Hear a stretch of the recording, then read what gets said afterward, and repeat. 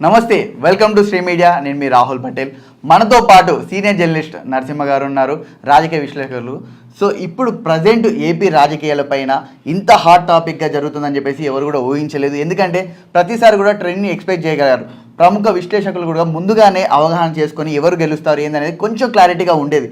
But ఈసారి వచ్చేసరికి ఎవరు గెలుస్తారు అనేది చివరి మూమెంట్ వరకు కూడా హేమీలు కూడా చెప్పలేకపోయారు. దీన్ని ఎలా చూస్తారు? అలాగే టీడీపీ పార్టీ గెలిచిన ఈ ఘన విజయాన్ని, కూటమి గెలిచిన ఘన విజయాన్ని మీరు ఎలా చూస్తారు? ప్రముఖంగా వైఎస్ఆర్సీపీ చేసిన తప్పిదాలు ఏంటని మీరు భావిస్తున్నారు? మీరు ఎవరు అంచనా వేయలేదని చెప్పేసి నేను ముందుగా చెప్పారు రాహుల్. లేదు, 2019 ఎన్నికల్లో వైఎస్ఆర్సీపీకి 150 స్థానాలు వస్తాయని చెప్పేసి అన్నటువంటి అంచనాని ఎవరు కేకే ఏదైతే కన్సల్టెన్సీ సర్వీస్ ఉందో, సెఫాలజిస్ట్ ఎవరైతే కేకే గారు ఉన్నారో, కేకే సర్వే కంపెనీ అని చెప్పేసి ఎండి కేకే గారు చెప్పుకురావడం, కిరణ్ కొండేటి గారు చెప్పుకురావడం జరిగింది. వారే మళ్ళీ ఇప్పుడు ఈ 5 సంవత్సరాల తర్వాత 160 పైచిలకు స్థానాలు, 164 స్థానాల్లో దాదాపుగా తెలుగుదేశం గెలవబోతుందని మన ఏదైతే జూన్ 4వ తారీఖు 7th ఫేజ్ ఎన్నికలయ్యో ఆ రోజు ప్రకటించడం జరిగింది. వారు ఒక మీట్ పెట్టేసి ప్రెస్ని అడ్రస్ చేసుకుంటే చెప్పుకురావడం జరిగింది. అలాగే జగన్మోహన్ రెడ్డి గెలుపులో విశేష కృషి చేసినటువంటి ప్రశాంత్ కిషోర్ ఎవరైతే ఉన్నారో, లత్కోర్ పనులు చేసినాడు జగన్మోహన్ రెడ్డి 5 ఏళ్ళు. ఆ సజ్జలటువంటి సలహాదారులను పెట్టుకొని ఇంట్లోనే ఉండిపోయి ప్రజల మధ్యలో లేకుండా అడ్మినిస్ట్రేషన్ని చాలా వరస్ట్ చేశాడు.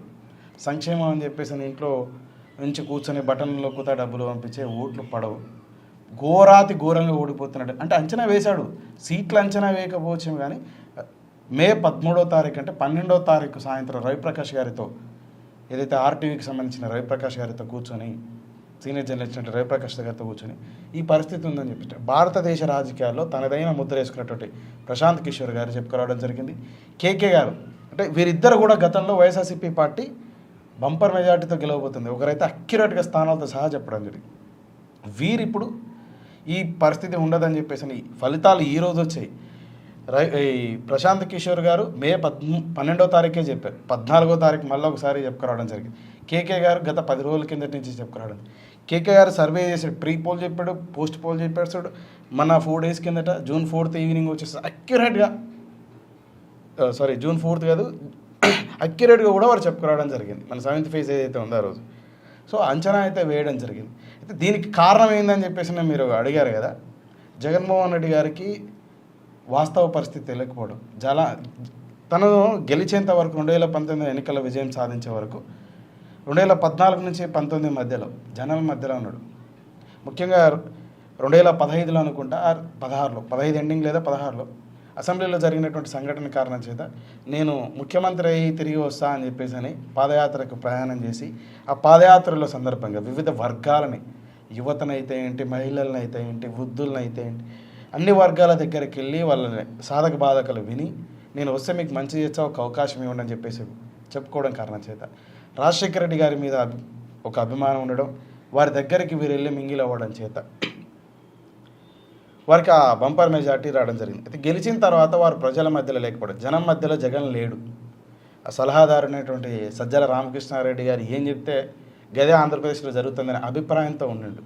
అలాగే జగన్మోహన్ రెడ్డి గారు వీరుడు సూర్యుడు అని చెప్పేసినటువంటి సలహాదారుడితో పాటు ఇంకా కొందరు నాయకులు కోటరి వారి మెప్పు కోసం ఎప్పుడు కూడా ప్రతిపక్ష పార్టీ నాయకుల్ని, వారి ఇంట్లో ఉన్నటువంటి కుటుంబ సభ్యుల్ని అవహేళనగా, అంటే గతంలో ఎప్పుడు 1956లో ఆంధ్రప్రదేశ్ రాష్ట్రం ఏర్పడితే ఆ రోజు నుంచి 2019లో జగన్మోహన్ రెడ్డి గారు ముఖ్యమంత్రి అయ్యేంత వరకు గతంలో ఎన్నడూ కూడా వ్యక్తిగత దూషణలు, అది కూడా ఇంట్లో ఉన్నటువంటి స్త్రీలని, అమ్మల్ని, అక్కల్ని, ఆళ్ళని, ముఖ్యమంత్రి స్థాయిలో ఉన్న వ్యక్తి పిల్లల గురించి మాట్లాడినది లేదు. అంటే హద్దు మించి ఒక సందర్భంలో దొరికింటే వేరు, కానీ అదే పనిగా వాటిని వారించకపోగా ఇంకా నవ్వుతా ఎంకరేజ్ చేశాడు. ఇవన్నీ కూడా ప్రజలకి ఒక ఈకలింపు వచ్చింది.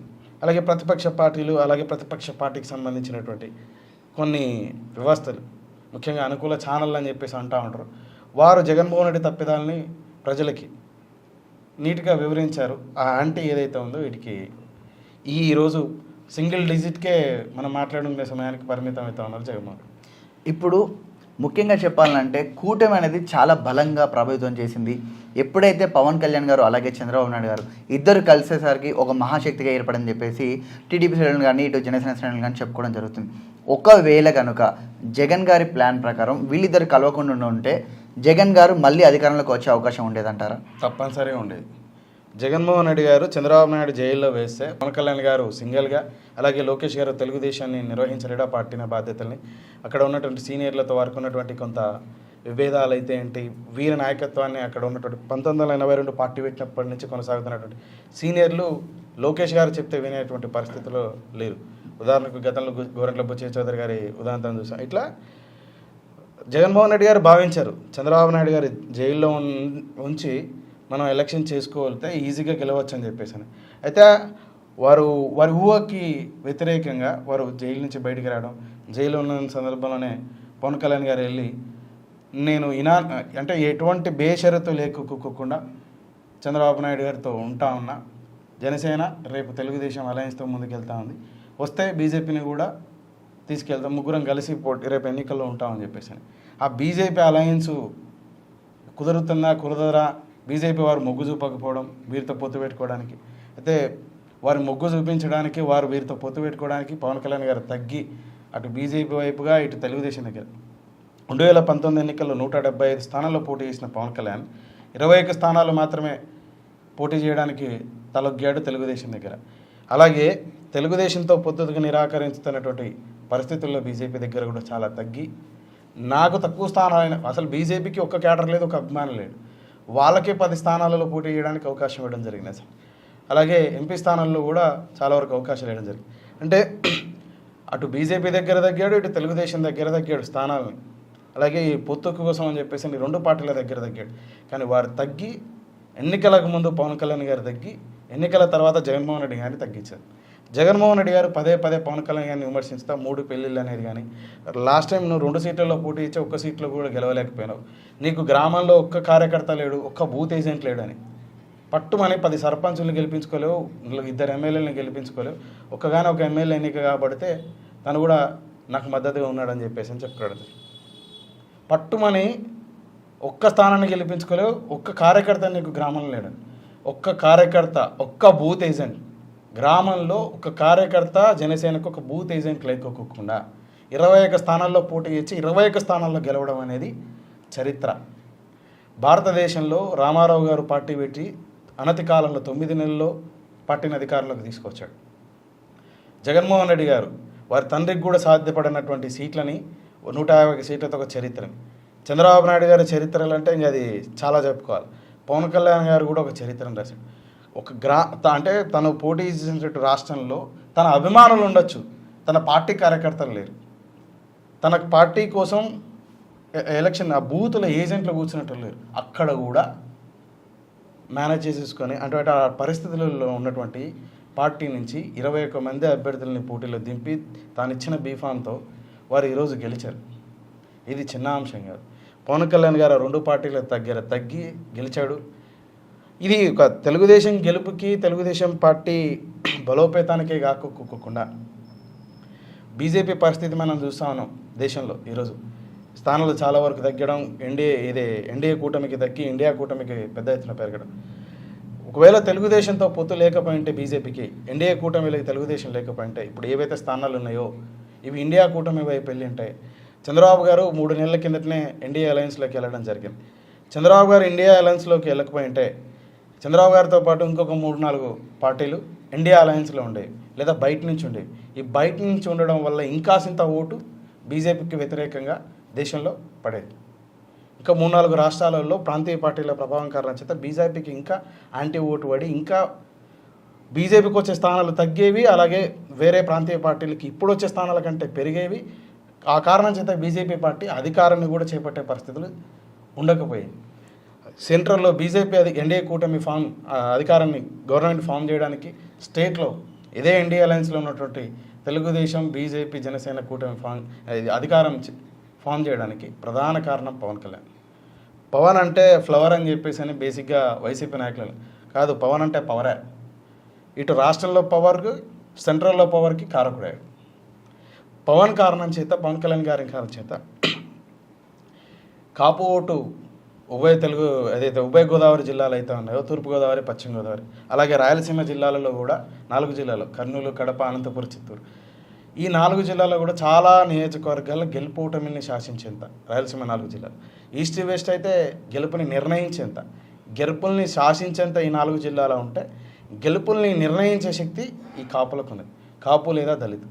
కాపులు, దళితులు, మైనారిటీలు బీజేపీతో అలయన్స్ ఉన్నప్పటికీ మైనారిటీలు, కాపులు, దళితులు అవుట్రేట్గా కూటమి వైపు మొగ్గు చూపడంతో జగన్ గారు కల్లో కూడా ఊహించినటువంటి, గతంలో 2019లో 150 సీట్లు ఊహించలే జగన్మోహన్ రెడ్డి, అంతకు మించి ఊహకు మించి ఈ సీట్లు సంపాదించుకోగలిగాడు. అయితే సంక్షేమ పథకాలతోని ధీమాతోనున్న వైసీపీ క్యాడర్ మొత్తం చాలా ఈజీగా గెలిచిపోతున్నాం, వైనాట్ 175 మా అధినాయకుడు చెప్పారు. సో ఎమ్మెల్యేలు అందరూ కూడా చాలా కాన్ఫిడెన్స్తో ముందుకెళ్లారు. మేము 175కు 175 స్థానాలు గెలవబోతున్నాం, దీంట్లో ఎలాంటి అతిశయోక్తి లేదని చెప్పేసి కూడా చాలా హేమహేమలు కూడా చెప్పడం జరిగింది. సో అందులో భాగంగా జగన్మోహన్ రెడ్డి గారు కూడా భారీ బహిరంగ సభలలో, సిద్ధం సభలో కానీ ఇంకెక్కడైనా కూడా ఖచ్చితంగా మనం గెలవబోతున్నాం, నేను చేసిన సంక్షేమ పథకాలు, నేను ఇచ్చిన మంచి పనుల వల్ల ప్రతి ఆడబిడ్డ ఓటు నాకే పడుతుంది, అలాగే ప్రతి కుటుంబం నుంచి ఓట్లు నాకు పడతాయి అని చాలా ధీమా వ్యక్తం చేశారు. ఇంత దారుణంగా వాళ్ళు ఎక్స్పెక్ట్ చేసిన దానికి చాలా కంప్లీట్ రివర్స్లో జరగడం అని మీరు ఎలా చూస్తారు? కేసీఆర్ గారు మన 2023 డిసెంబర్లో ఎన్నికలు జరిగాయి. ఎన్నికల కోడ్ వచ్చానే ప్రెస్ మీట్ పెట్టి మనం బంపర్ మెజార్టీతో గెలవబోతున్నాం 100 పైచీలకు స్థానాల్లో. కాంగ్రెస్ ఏడు భూస్థాపితమైంది, తెలుగుదేశం ఎప్పుడో అయిపోయింది, వాళ్ళు పోటీలో పోలేరు, ఇంకా బీజేపీ వాళ్ళకి క్యాడర్ ఆడుండరు, ఏజెంట్ ఆడుండరు అని చెప్పుకురావడం జరిగింది. ఫలితాల నాడు ఏమైంది?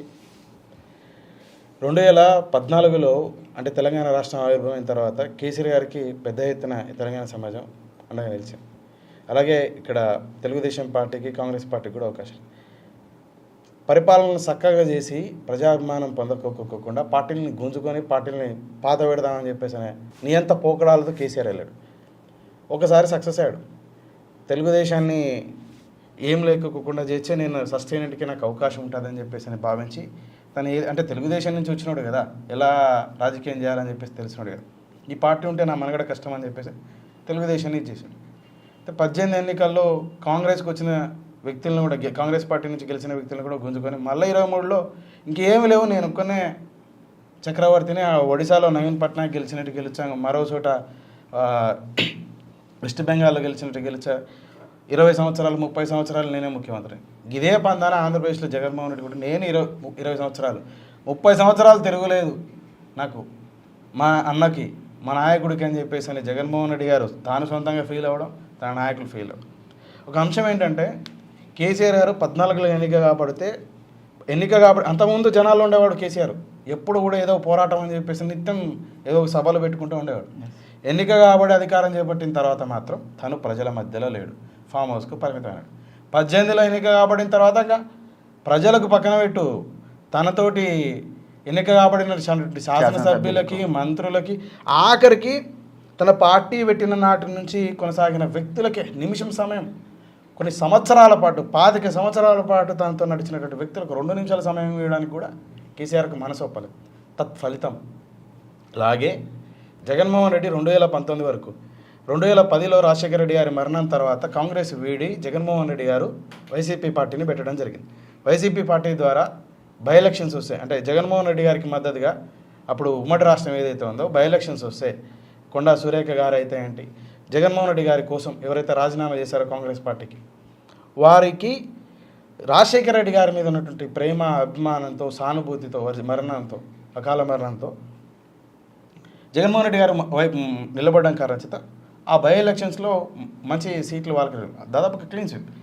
తర్వాత 14 ఎన్నికల్లో అదే కాస్త క్యారీ ఫార్వర్డ్ అయింది, కొత్తగా ఉన్నాడు అని చెప్పేసి భావించి ఇది చేసుకున్నాడు. తర్వాత వచ్చేసేసి 19 ఎన్నికల్లో 14 నుంచి 19 ఈ 5 సంవత్సరాల కాలంలో కూడా జగన్మోహన్ రెడ్డి గారు చంద్రబాబు గారి పరిపాలనకు సంబంధించిన అంశాల మీద ప్రస్తావించుకుంటా, పోరాటాలు చేసుకుంటా, అలాగే నేను వస్తే మీకు ఇది చేస్తా అని చెప్పేసి ముఖ్యంగా నిరుద్యోగ యువతకు నేను పెద్ద ఎత్తున ఉపాధి అవకాశాలు కల్పించుతారు. ప్రభుత్వ ఉద్యోగాలు ఎన్ని కాలు ఉన్నాయి, టీచర్లు ఎన్ని కాలు ఉన్నాయి, పోలీసు ఎన్ని కాలు ఉన్నాయి, రెవెన్యూ డిపార్ట్మెంట్లో గ్రూప్ 3 ఎన్ని ఉన్నాయి, గ్రూప్ 4 ఎన్ని ఉన్నాయి, గ్రూప్ 2 ఎన్ని ఉన్నాయి, గ్రూప్ 1 ఎన్ని ఉన్నాయి, ఇలా వివిధ గవర్నమెంట్ సెక్టార్లలో ఉన్నాయని చెప్పేసి నిరుద్యోగ యువతనైతే ఏంటి, ఎంప్లాయీస్కి నేను పిఆర్సీ ఇస్తా అని చెప్పేసి, అంటే ఏదో ఒక అంశం మీద ముఖ్యంగా పాదయాత్ర ద్వారా నిత్యం ప్రజల్లో కొనసాగినాడు. 19 నెలలకి కాబడినటువంటి జగన్మోహన్ రెడ్డి ముఖ్యంగా వారి తండ్రి పేరు అంతకుముందు ప్రతి సభలో మహానేత, వైఎస్ రాజశేఖర రెడ్డి గారు అని చెప్పేసి పదం లేకోకుండా మొదటగా తన ప్రసంగం ఉండేది కాదు. మహానేత దివంగత నేత రాజశేఖర్ రెడ్డి అనే పదం ఉచ్చరించకోకుండా ప్రసంగం ఉండేది కాదు. 19 ఎన్నిక కాబడిన తర్వాత ఒక్క జయంతి వర్ధంతి సందర్భాల్లో తప్ప రాజశేఖర రెడ్డి గారిని స్మరించిన దాఖలాలు లేవు. రాజశేఖర రెడ్డి అభిమానులు వీరిని వైపు అంటే 19 వరకు ప్రయాణించినటువంటి వ్యక్తులు లేరు, చిన్నగా మళ్ళారు అని చెప్పేసి భావించింది.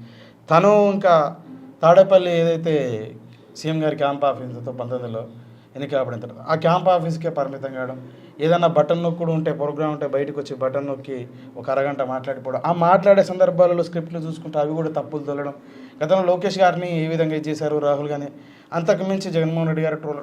ఇక్కడ ప్రతిపక్షాలు బాగా జగన్మోహన్ రెడ్డి గారు ఇంటికి పరిమితం అవ్వడం, అంటే క్యాంప్ ఆఫీస్కే పరిమితం అవ్వడం, ప్రజలు లేకపోవడం, బయటకు వచ్చినప్పుడు జరిగేటువంటి తప్పులు, ఆ తర్వాత వాళ్ళ నాయకులు మాట్లాడే తీరు, వాళ్ళ నాయకులు నియోజకవర్గాలు చేసేటువంటి అరాచకాలు, తర్వాత దౌర్జన్యాలు, జగన్మోహన్ రెడ్డి గారిని వారి నాయకుల్ని సమర్థించేటువంటి వ్యక్తులు సోషల్ మీడియా వేదిక ద్వారా వాడుతున్నటువంటి పదజాలం, అమ్మల్ని అక్కల్ని ఆలిల్ని, ఇవన్నీ కూడా ప్రజలకి జగన్మోహన్ రెడ్డి గారన్నా వారి పార్టీ అన్నా వారి నాయకులన్నా అంటే అసహ్యం వచ్చేలాగా, అరే ఒక్కసారి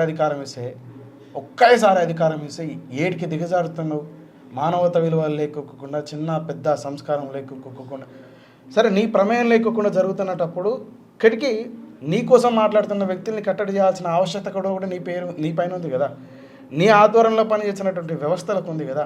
అవి చేయని పక్షంలో నువ్వు వాటిని ప్రోత్సహించుతానట్లే కదా.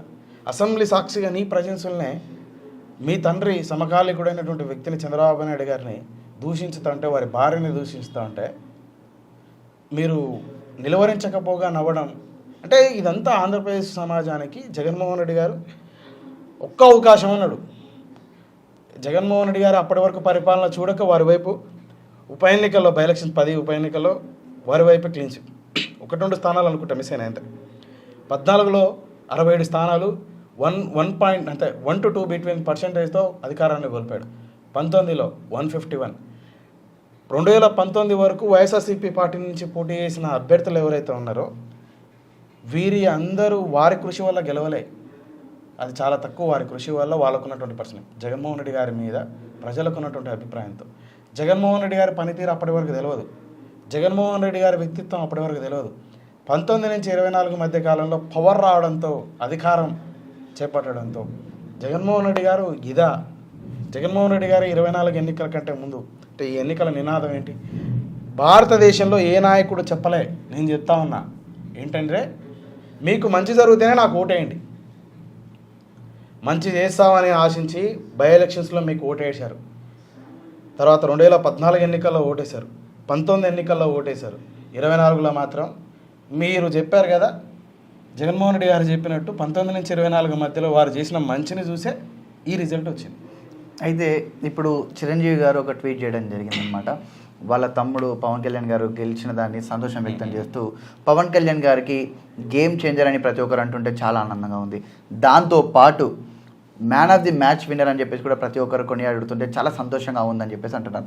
సో దీన్ని కొంతమంది ఏమంటున్నారంటే, పవన్ కళ్యాణ్ గారు చాలా సేఫెస్ట్ పిచ్లో ఈసారి గేమ్ ఆడడం జరిగింది, ఖచ్చితంగా గెలుస్తాడని తెలిసి పిఠాపురంలో చాలా సేఫ్గా ఆడారు, మళ్ళీ జగన్మోహన్ రెడ్డిలా గట్స్ ఉంటే ఎక్కడైతే తను ఓడిపోయారో భీమవరం లేదా గాజువాక, అయితే భీమవరం లేదా గాజువాక ఈ 2 ప్రాంతాల నుంచి పోటీ చేసి ఉంటే బాగుండేది కదా, నిజంగా ఇంకా గట్స్ ఎక్కువ ఉండేది కదా, ఇక్కడ పిఠాపురం నుంచి ఎందుకు ఎంచుకున్నాడు అని చెప్పేసి అంటున్నారు. మీరు అన్నట్లు భీమవరం నుంచి గాజువాక నుంచి పోటీ చేసి ఉంటే పిఠాపురం నుంచి పోటీ చేసి వచ్చేటట్టు మెజార్టీకి అంతే ఎక్కడైనా.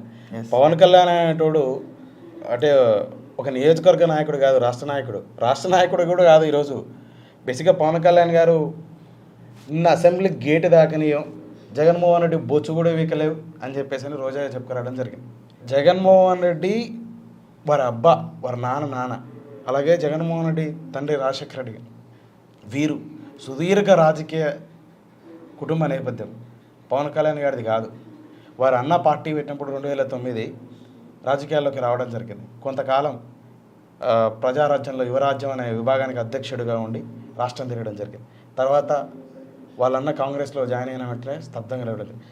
నాటి నుంచి ఈ రోజు వరకు బీజేపీతో ముందుకెళ్తా ఉన్నాడు పవన్ కళ్యాణ్. అంటే స్థిరమైనటువంటి మనస్తత్వం కలిగినటువంటి వ్యక్తి, ప్రజలంటే కన్సర్న్ ఉన్న అయితే మరి భీమవరంలో కానీ గాజువాకలో కానీ పోటీ చేయకపోవడానికి ఏంటి, అక్కడ ప్రజల మీద పవన్ కళ్యాణ్ గారికి నమ్మకం లేదా?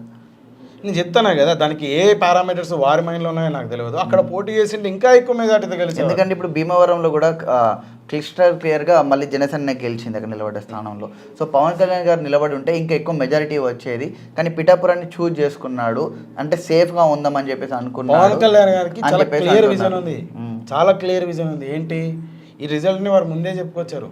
జగన్ నేను పాతాళానికి తొక్కేసాను అన్నట్టే తొక్కేసినాడు. కానీ మీరు అన్నట్టు భీమవరం నుంచో లేకపోతే గాజువాక నుంచి పోటీ చేసింటే అక్కడ ఇంకా మెజార్టీ ఎక్కువ వచ్చేది. గాజువాకలో గుడివాడ అమర్నాథ్, పవన్ కళ్యాణ్ గారి స్ట్రేచర్కు గుడివాడ అమర్నాథ్ తట్టుకునేవారా? లాస్ట్ టైం అంటే అక్కడ లోకల్ లీడరు ఓటు స్ప్లిట్ అవ్వడం కారణం చేత, అలయన్స్ లేకపోవడం కారణం చేత ఆ ఫలితం రావడం జరిగింది. ఈసారి ఆ పరిస్థితి ఉండేది కాదు. అసలు ఎక్కడ లేదు కూటమి వేవు. పవన్ కళ్యాణ్ ఒక గాజువాక, భీమవరం, పిఠాపురం కాదు, ఎక్కడ నిల్చున్నా ఇంతకంటే మెజార్టీతో గెలిచేవాడు. మీరు ఈ 21 ఇప్పుడు ఏదైతే మీరు మాట్లాడుతున్నారో జనసేన పార్టీలో 21కి 21 గెలుచుకోవడం అనేది దీన్ని ఎలా చూస్తున్నారు? అసలు పవన్ కళ్యాణ్ గారు ఓట్ షేర్ అనేది ఏ విధంగా పెరిగింది అనుకుంటున్నారు? ఇది ఒక చరిత్ర. ఎందుకంటే నేను ఇందాక చెప్పినట్టు గ్రామంలో ఇప్పుడు జనసేనకి ఆంధ్రప్రదేశ్ ఉన్నటువంటి ఏ గ్రామ పంచాయతీలో కూడా, ఏ గ్రామంలో అంటే ఎన్నికల నిర్వహిస్తున్నటువంటి గ్రామంలో బూత్ ఉన్న చోట బూత్ ఏజెంట్ కూడా లేడు. గ్రామానికి ఒక 2 కార్యకర్తలు, ఒక బూత్ ఏజెంట్ కూడా లేడు. అటువంటి పవన్ కళ్యాణ్ గారు 21 తన చేతుల మీదుగా 21 బీఫామ్లో తన చేతుల మీద తన అభ్యర్థులకు ఇచ్చే 21 స్థానాలు అంటే ఇంక్లూడింగ్ తనతో పోల్చుకుంటే గెలవడం అంటే చిన్న అంశం కాదు. ఇప్పుడు జగన్మోహన్ రెడ్డి వారి కుటుంబ నేపథ్యం ఏంటి, వారికి ఉన్నటువంటి ఆర్థిక పరిస్థితి ఏంటి, వారికి క్యాడర్ ఏంటి, ప్రతి గ్రామంలో 304 ఒక 500 జనాభా ఉన్నటువంటి గ్రామాలు, వారిని అభిమానించేటువంటి వారి పార్టీకి సంబంధించినటువంటి నాయకులు మినిమం 50%, 60% ఉన్నారు. వారికి పోటీగా అంటే వారి అభ్యర్థిగా పోటీగా జనసేన పార్టీ అభ్యర్థి ఒక్క కార్యకర్త లేడు, ఒక బూత్ ఏజెంట్ లేనటువంటి వ్యక్తి నిలబడితే గెలిచాడంటే చిన్న అంశం కాదు. అయితే ఇక్కడ ఇంకొక అంశం గురించి మాట్లాడాలి. ఏంటిదంటే ఇప్పుడు గెలిపోవటములు అనేది సహజం జరుగుతూ ఉంటాయి, కానీ ఇంత దారుణంగా అయితే జరగదు. ఎందుకంటే లాస్ట్ టైము చంద్రబాబు నాయుడు గారికి వచ్చిన సీట్లను చూసి జగన్మోహన్ రెడ్డి గారు ప్రజా వ్యతిరేకత ఎంత ఉందో చూసారని చెప్పేసి మాట్లాడడం జరిగింది. ఇప్పుడు ప్రజా వ్యతిరేకత అంతకు త్రిబుల్గా ఉందని చెప్పేసి ప్రజలు తీర్పు ఇవ్వడం కూడా జరిగింది. సో ఇక్కడ ఈ అంశాన్ని ఇక్కడ తర్వాత నెక్స్ట్ లెవెల్ ఏంటి అంటే ఇప్పుడు కూటమి అభ్యర్థులు అంటే ఇటు చంద్రబాబు నాయుడు గారు కావచ్చు, ఇటు పవన్ కళ్యాణ్ గారు కావచ్చు, వీళ్ళు గెలిచిన తర్వాత ఇప్పుడు వీళ్ళకి కావాల్సిన దానికన్నా ఎక్కువగానే టీడీపీ సంపాదించుకోవడం జరిగింది. మ్యాజిక్ ఫిగర్ కాకుండా ప్రభుత్వం ఏర్పాటు చేసుకోవడానికన్నా చాలా మంచి డిజిట్ వచ్చింది. అలాగే పవన్ కళ్యాణ్ గారికి కూడా 21 వచ్చింది. సో వీళ్ళిద్దరు కలిసినప్పుడు పవర్ షేరింగ్ అనేది ఉంటుందా? అంటే పవన్ కళ్యాణ్ గారికి ఇప్పుడు డిప్యూటీ సీఎం కాదు, లేదా ఇంకా హోంమంత్రి, ఇంకా ఏదో ఒకటి మంచి పదవి రావచ్చు, అది అందరికీ తెలిసిన విషయమే. బట్ ఈ 5 సంవత్సరాల పరిపాలనలో 1 సంవత్సరం అన్నా పవన్ కళ్యాణ్ గారికి పవర్ షేర్ ఇచ్చే అవకాశం ఉందా? ఎందుకు అడుగుతున్నానంటే లోకేష్ గారు మాట్లాడుకుంటూ దీనికి ముందు ఒక సందర్భంలో దాని మీద పవన్ కళ్యాణ్ గారు కూడా రియాక్ట్ అయ్యారు, మీరు చూసే ఉంటారు. ముఖ్యమంత్రి ఖచ్చితంగా మా నాన్నగారు అవుతారు, దాంట్లో ఎలాంటి అభ్యంతరాలు లేవు, ఖచ్చితంగా బేషరత్గా మా నాన్నగారు అవుతారు అన్నట్టుతోనే దానికి పవన్ కళ్యాణ్ గారు కౌంటర్ చేశారు. ఏది మీరు ముందుగానే నోరు జారకూడదు, మేము కూడా జారాల్సి వస్తుంది, సో అందరు జాగ్రత్తగా ఉంటే మంచిదని చెప్పేసి వాళ్ళ జనసేన మీటింగ్లో కూడా చెప్పడం జరిగింది కౌంటర్ అటాక్గా. సో దాని తర్వాత నుంచి అది ఆ టాపిక్ రాలేదు ఎక్కడ కూడా.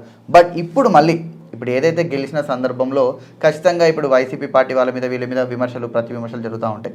ఇదంతా అయిపోయిన తర్వాత ఖచ్చితంగా ఈ టాపిక్ అనేది వస్తుంది కదా, జనసేనకు 1 సంవత్సరం అన్నా జనసేన పార్టీ అధ్యక్షుడు పవన్ కళ్యాణ్ గారికి 1 సంవత్సరం అన్నా సీఎం అవకాశం ఇచ్చే అవకాశం ఉంటుందా అని చెప్పేసి డౌట్. సార్ ఈ అంశం మాట్లాడుకునే ముందుగా ఇందాక మీరు చిరంజీవి గారి ట్వీట్కి సంబంధించి చెప్పుకొచ్చారు కదా, ఆ అంశాన్ని మీరు డివైడ్ అవుతే ఇటు వచ్చారు, దాన్ని క్లోజ్ చేశాను. చిరంజీవి గారి కంటే రాజకీయ పరిణితిని చిరంజీవి గారు పార్టీ పెట్టారు బేసిక్గా ఆంధ్రప్రదేశ్కి ముఖ్యమంత్రి, ఉమ్మడి ఆంధ్రప్రదేశ్కి ముఖ్యమంత్రి, వారికంటే ఎక్కువగా పరిణితి పొందాడు అని చెప్పేసి నేను భావిస్తా ఉన్నా పవన్ కళ్యాణ్. ఆంధ్రప్రదేశ్లో తెలుగుదేశాన్ని బలోపేతం చేయడం కాదు, తెలుగుదేశం ఇప్పుడు ఏదైతే కూటమి అధికారం రావడానికి కారకం భారతదేశంలో బీజేపీ పార్టీ ఈరోజు అధికారంలో చేపట్టబోతుందంటే పవన్ కళ్యాణ్ గారి వెనుకారం. ఓకే, ఇటు తెలుగుదేశం అటు బీజేపీ కూటమిగా ఏర్పడడానికి సుముఖత లేకపోతే వీరి మధ్యలో వంతెనలాగా ఉండి అటు కేంద్రంలో బీజేపీ పార్టీ అలాగే వారి కూటమితో ఉన్నటువంటి పార్టీలు గవర్నమెంట్ ఫామ్ చేయడానికి ఇటు రాష్ట్రంలో తెలుగుదేశం బీజేపీ జనసేన కూటమి ఫామ్ అయ్యే అధికారం ఫామ్ చేయడానికి ప్రధాన కారకుడు పవన్ కళ్యాణ్. అంటే రాజకీయ పరిపక్వత ఎంతగానో పొందాడు. తాను తగ్గి జగన్మోహన్ రెడ్డిని ఎంతగానో తగ్గించాడు. పాతాళానికి తొక్కుతా పవన్ అని తన ప్రసంగాల్లో చాలా సందర్భాల్లో చెప్పుకోవడం జరిగింది. అది ఈరోజు ఎన్నికల్లో చేయించాడు. ఇకపోతే మీరు పవర్ షేర్ అని చెప్పేసి అంటారు. అఫ్కోర్స్ ఉంటుంది. ముఖ్యమంత్రి పదవి ఉంటుందా మరొక విధంగా ఉంటుంది అంటే పవర్ షేర్ తప్పకుండా ఉంటుంది. ఇక్కడ స్టేట్లోనే కాదు సెంట్రల్లో కూడా ఉంటుంది. ఇందాక అందుకే చెప్తా ఉన్నా. ఓకే, సెంట్రల్లో కూడా పవన్ కళ్యాణ్ గారికి మోదీ గారు ఎటువంటి ప్రయారిటీ ఇస్తా ఉన్నారో చూసాం. అంటే వారణాసిలో జరిగినటువంటి ఎన్డీఏకి సంబంధించిన మీటింగ్లో వీరిని దగ్గరికి తీసుకోవడం, ఆలింగనం చేసుకోవడం. పవన్ కళ్యాణ్ గారికి మోదీ గారు అంటే అమితమైన అభిమానం, గౌరవం. 2009 నుంచి వారు కాంగ్రెస్ని విభేదిస్తూ ఉన్నారు. బీజేపీ వైపుగానే ఉన్నారు. మోదీ గారితోనే ఉన్నారు. సో మోదీ గారు కూడా పవన్ కళ్యాణ్ గారికి ఎంత ప్రయారిటీ ఇచ్చారని చెప్పేసి చూసాము. మోదీ గారు చంద్రబాబు నాయుడిని విభేదించడం జరిగింది, జగన్మోహన్ రెడ్డి గారిని విభేదించకపోయినప్పటికీ వారితో అంత సఖ్యత మెయింటైన్ చేయాలి. కానీ పవన్ కళ్యాణ్ గారికి మాత్రం ఒక్క సీటు లేకపోయినప్పటికీ వారి పార్టీకి గౌరవం ఇవ్వడం జరిగింది. ఎందుకంటే ప్రజల్లో వారికి ఉన్నటువంటి ఆదరణ కారణం చేత నేను భావిస్తాను. అలాగే స్థిరమైనటువంటి మనస్తత్వం, ప్రజలకు ఏదైనా కన్సర్న్ చేయాలని అనే భావనని మేబీ మోదీ గారు ఇచ్చేసింది. అటు సెంట్రల్లో కానీ స్టేట్లో కానీ పవర్ షేర్ మీన్స్ మీరు ఒక మంత్రో లేకపోతే ముఖ్యమంత్రి అనుకుంటాం. కాదు, ఆ రాష్ట్రానికి సంబంధించింది లేకపోతే దేశానికి సంబంధించిన నిర్ణయాలు కానీ వీటిలో పవన్ కళ్యాణ్ గారి నిర్ణయాలకు కూడా గౌరవం ఉంటుంది. వీరితో కూడా ఆలోచనలు చేశారని నేను. అయితే ఇప్పుడు ఈ 5 సంవత్సరాల పరిపాలనలో కేవలం ముఖ్యంగా సౌత్లో 5 ఏవైతే రాష్ట్రాలు ఉన్నాయో, తమిళనాడు, కేరళ, కర్ణాటక, తెలంగాణ, ఆంధ్రప్రదేశ్, ఈ 5 రాష్ట్రాలకు సంబంధించినటువంటి ఎన్డీఏకి సంబంధించిన బాధ్యతలను కూడా పవన్ కళ్యాణ్ గారికి అప్పగించిన ఆశ్చర్యం లేదు. చంద్రబాబు నాయుడు గారికి సుదీర్ఘ రాజకీయ అనుభవం ఉంది. ఇంతకుముందు సెంట్రల్ కూటమిని నడిపించినటువంటి ఇది కూడా ఉంది వారికి. సో వారికి కానీ లేకపోతే జేడీఎస్ పార్టీకి సంబంధించినటువంటి నితీష్ కుమార్ గారికి కానీ దేశానికి సంబంధించి ఇప్పుడు ఏదైతే గవర్నమెంట్ ఫామ్ చేస్తున్న ఎన్డీఏని నడిపించే బాధ్యతను కూడా సౌత్ని పవన్ కళ్యాణ్ గారిని దేశంలో ఉన్నటువంటి కూటమి ఏదైతే ఎన్డీఏ కూటమి ఉందో ఈ కూటమి అంతా నడిపించే బాధ్యత చంద్రబాబు నాయుడు గారికి చౌకశాలు లేకపోలేదు.